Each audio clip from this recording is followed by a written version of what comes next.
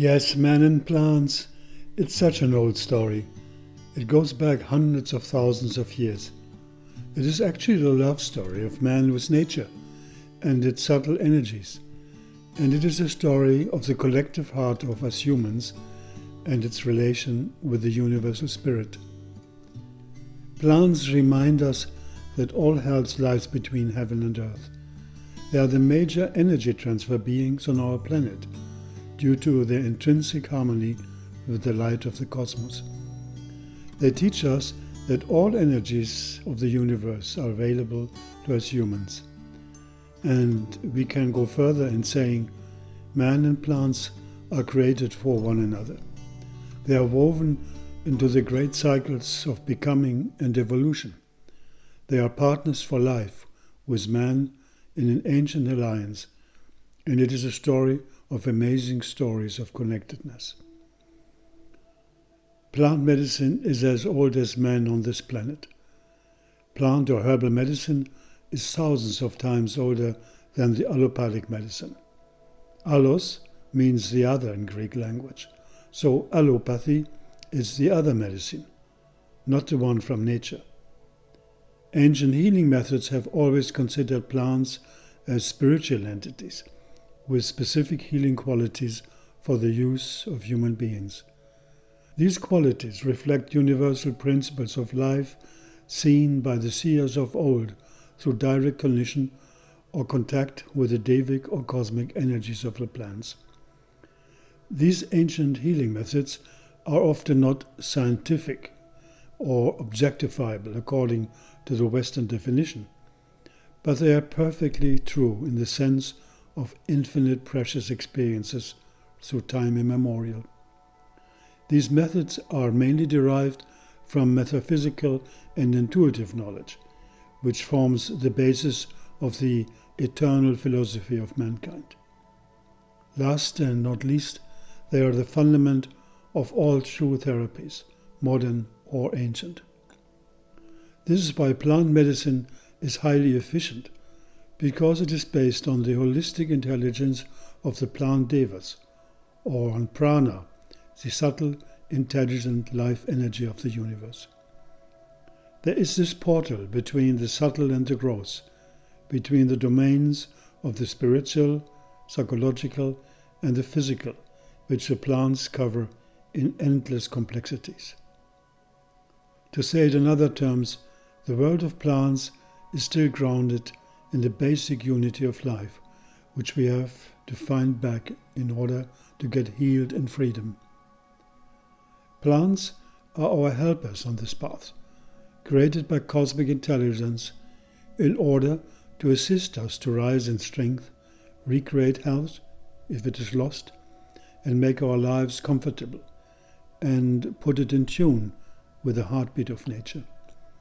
Thus, plants help us to find the way to our Atma, our soul, our inner light. And in this sense, plants are sacrificing themselves to the higher purpose of the cosmos. Plant medicine covers the universal field of Mother Nature, from where all the therapies start and from where the most powerful energies can enter for healing the body and spirit of the human beings. And not only the human beings, of course. The art of healing comes from nature. Therefore, the physician must start from nature, with an open mind, said the famous physician Paracelsus. Aromatherapy is one of these modern answers of Mother Nature to assist humanity for a new quantum leap of healing and evolution on Earth. We have now access to more than 10,000 research studies on essential oils, available in national libraries of medicine, and nearly 30% of therapeutic prescriptions in the US are already linked to plant medicine. And here are some effects of essential oils, for example. They kill bacteria, viruses, fungi. They improve infections and inflammations. They improve the immune system.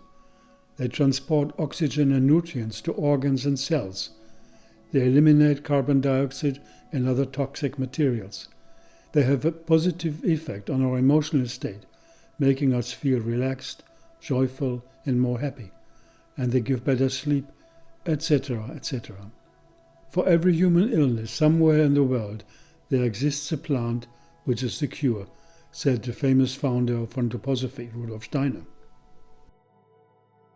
When we smell or apply an essential oil, we enliven in our physiology some of the self-expanding, self-transcending flow of the more subtle, more powerful energies from the medicinal plants and their oils onto us.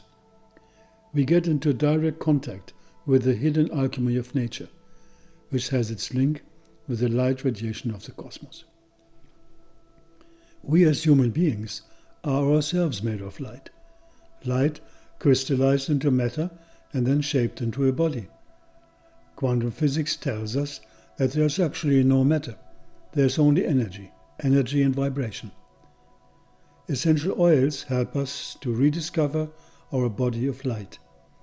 They make us reconnect with our inner, our spiritual essence, from where all true healing anyway begins. At the depths of ourselves, right within our nervous system and its wonders, resonates the light of the universe. All matter comes from a primary substance, the luminiferous ether, said Nikola Tesla once. Yes, and we humans, to say it again, are rooted in the light of the universe.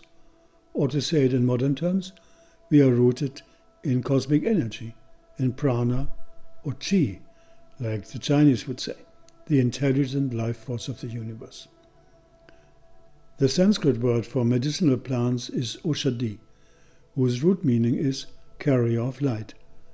Plants communicate this light to all living beings. Plants are the healers through light in the universe. Light and its interplay with our human psychophysiology is truly the medicine of the future. Again, let us not forget, plants and their essential oils restore balance on all levels of the human system. They increase our energy, change our moods, protect us against negativity, heal our wounds, and cure the most vicious diseases, often not accessible by modern medicine. And they have been used in a global ethnobotanical natural medicine handed down through ages by our world's ancestors, shamans, yogis, healers, seers. To say it in other words, the connection between the plant kingdom and mankind is mysterious and obvious at the same time. Plants and human beings are, in a cosmic sense, partners of a spiritual alliance. Or, looking at it from another interesting angle, as Rudolf Steiner once stated, man is a plant turned upside down. And this very ancient understanding of the physiological correspondences between the body of man and the body of plants can lead us to a number of beautiful conclusions in order to understand better some of the intrinsic effects of the essential oils or plants in general on the human system. Because, we have said this many times, it shows an extraordinary link between the root of the plant with our central nervous system, the leaves and stems of the plant with our rhythmic system, meaning our circulatory and breathing system, and the flowers, seeds and fruits of the plant, and the leaves, of course, also our metabolic and reproductive system. No wonder, for example, that in the hectic and stressful environment of today, the root oils are playing a very important role for targeting our mind, our emotions, feelings, etc., appeasing nervous system tensions and all kinds of disharmonious resulting from living in a chaotic world. Here's a quote from Charles Darwin in the writing The Power of Movement of Plants. The tip of the radicals of a plant acts like the brain of one of the lower animals. If we need to find an integrative processing part of the plant, we need to look at the roots.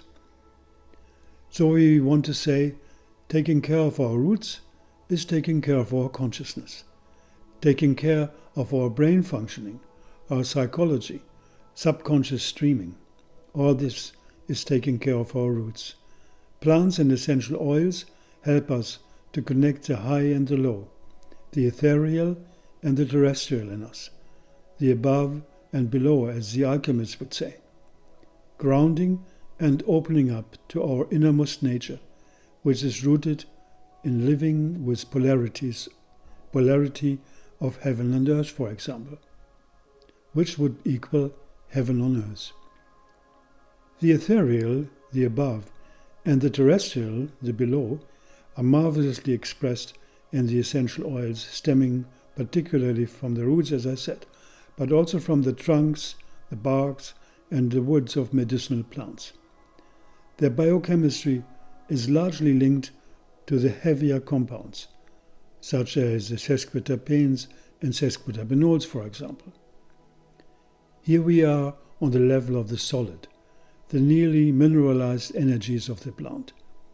On this level, the plant stores time, evolves in the direction beyond decay, and remains geotropic and gravitational. Here, the vegetative energies, according to anthroposophy, are dominant. A marvelous example of this connection between a root plant and the human brain is, for example, jatamansi or spikenard, an essential oil which has helped countless people to stabilize their nervous system, harmonize emotions, even directly impact serious malfunctions of the brain, for example, the level of the synapses in case of seizures and epilepsy. The formative energies of the leaves or the flowers, the shorter living plant organs, are not on this level. With these organs and their essential oils, the plant becomes a healer of what Ayurveda calls Vata and Pitta imbalance of the lighter elements of air and space and the warmer element of fire. What is actually the meaning of essential oils? The term essential oils derived from the original concept of quintessential oil. Behind this we can find the ideas of the Greek philosopher Aristotle, that everything physical is composed of four elements, namely fire, air, earth, and water. The fifth element, or quintessence, this is from Latin quintus, the fifth, was considered non-physical. That means spirit or life force. It was the element hiding behind matter, and had therefore to be approached through spirit and man. This equals, in a sense, the understanding about Akasha in Indian spiritual science and in Ayurvedic medicine, where the fifth element, or space, is well defined and not suppressed as in our Western school teaching. The fifth element is that element which carries first the life force or prana into matter and transforms it, together with the other four elements, into soma or ojas according to Ayurveda, which means harmonies, energies flow, harmonious functioning of our psychophysiology. This quintessence or fifth element can be considered the nearest to what traditional Chinese medicine calls qi. Distillation and evaporation in the alchemistic concepts were understood as a process of separating this subtle fifth element or spirit from the body of the plant and use it as medicine. And this element has at the same time the highest energy charge of all the five elements. What a different concept from our modern way of the allopathic white pills medicine. Of course, essential oils, as we know, are also material structures, and they contain often hundreds of retraceable biochemical compounds in synergistic blends, time-tested by nature over millions of years. But inside these material structures, we can find an amazing array of subtle energies, which we absorb when we expose ourselves to them. And this high presence of the akashic or quintessential element in essential oils expresses itself beautiful in their subtle fragrances and their high volatility, which makes all these amazing molecules easily pass the famous blood-brain barrier and access the central switchboard of our nervous system. So then, in the forgotten land of natural healing, aromatherapy is a way to invite the subtle realms such as quantum field energies and what is behind to participate in the healing destiny of us humans, physiologically, psychologically, and spiritually.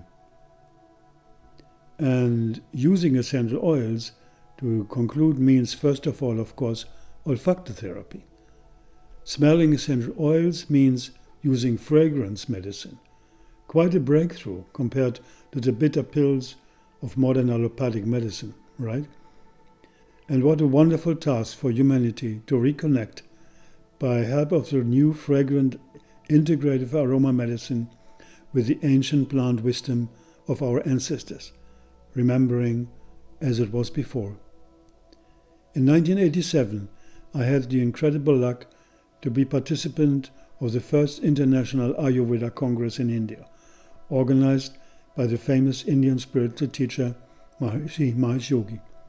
You are the first generation of the custodians of health in the world who are launching upon a program to create a disease-free society through the prevention programs, curative programs of Ayurveda. We were more than 1,000 in the huge hall, absorbing from the most prestigious representatives of Ayurveda the wonderful knowledge of India's thousands of years old natural medicine.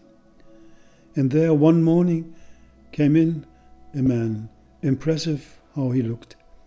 He was presented to us as a grand expert of Ayurveda and plant knowledge from South India. His name was Balraj Maharishi, and we heard his magical stories about the plants, how he had learned through his master to connect with them, and how they had revealed the essence of their healing power to him. Let me conclude with this here at the end of this presentation. He said, "The plant devas invited me recently to a congress. They told me that they are very aware of the human problems and they had decided to do more for humanity."